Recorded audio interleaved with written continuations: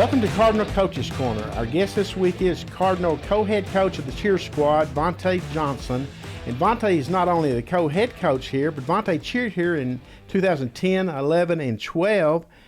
And he's been part of some of the many of the national titles. And this past February, he was part of the first ever NJCAA title when the Cardinal cheer went to Salt Lake City and won competition, first sponsored by the NJCAA in the small co-ed division. Of course, the Cardinal cheer has 15 NCAA titles, and they'll be going for 2 more. Correct. Next week in Daytona Beach, Florida. Well, Vontae, it's great to have you. Before we get into the NCAA competitions coming up next week in Florida, talk about what happened back in Utah back in February, winning the first ever small co-ed division. What was that experience like, and what are your hopes for that competition as it moves forward? Well, first, thanks for having me. And that competition was everything that it was meant to be. It was a roller coaster. It was the first ever being of a competition sponsored by NJCAA, so that was a big plus, and that was a major push for us to want to do it.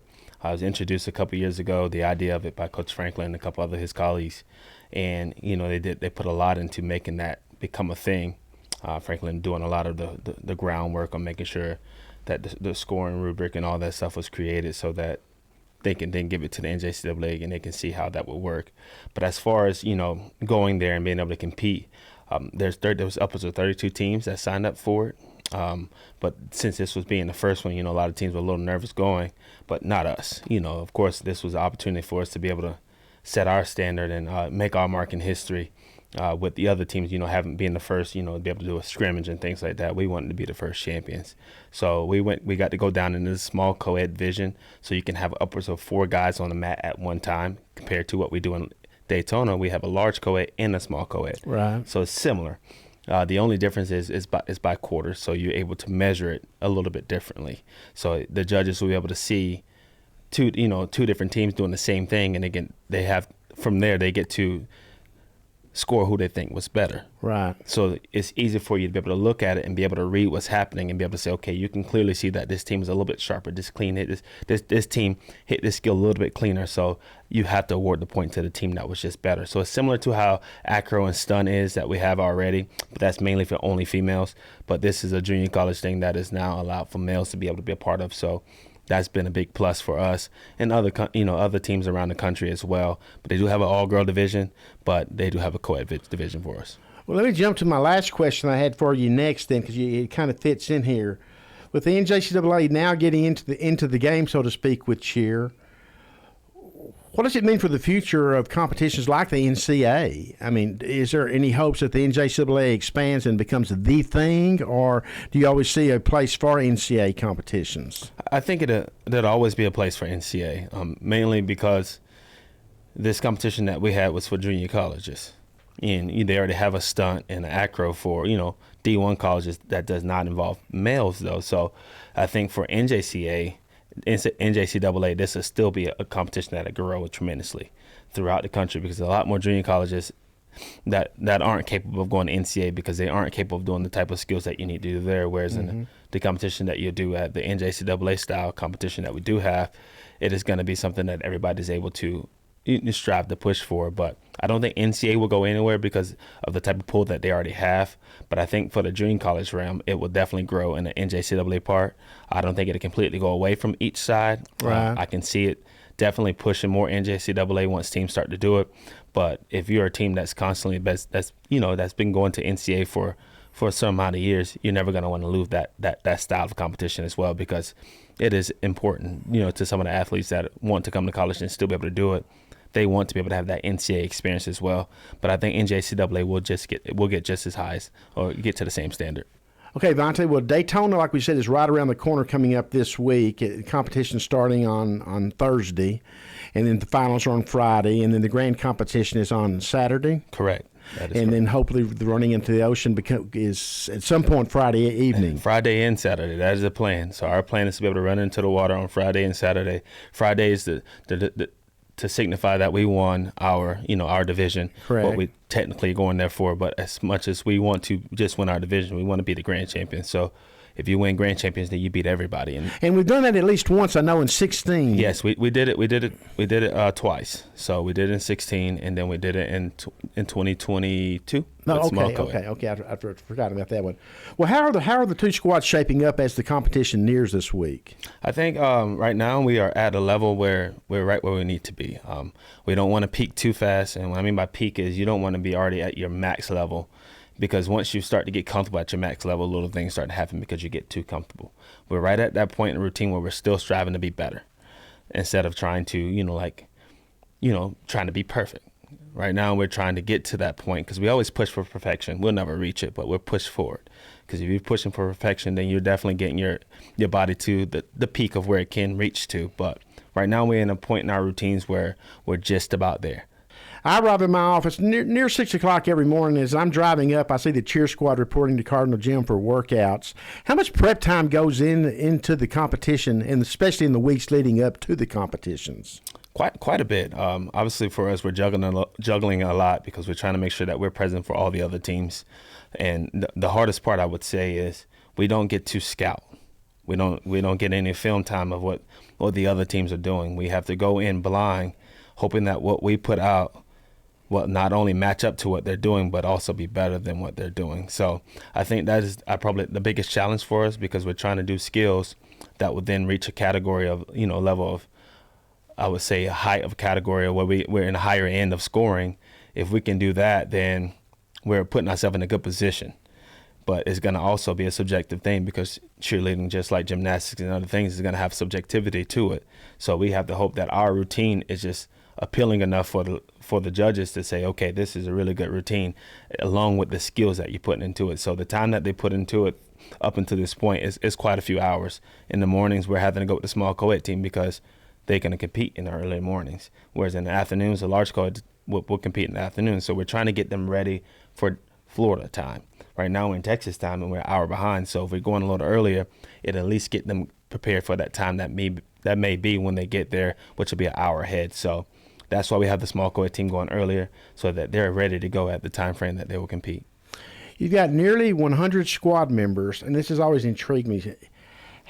How soon in the process do you start identifying which squad members might be best for a certain team to compete at nationals or the NJCAAs, let's say? And when do you kind of start honing in on those kids as a group together? That is always the hardest part for us as coaches, because everybody that makes a team is extremely talented. And, we don't want to push as in three different separate teams. Our goal has always been to be Trinity Valley Community College.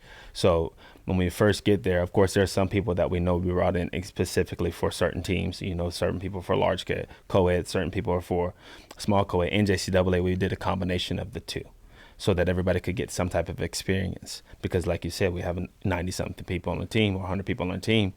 Everybody can't compete. So everybody's having to push for a certain spot.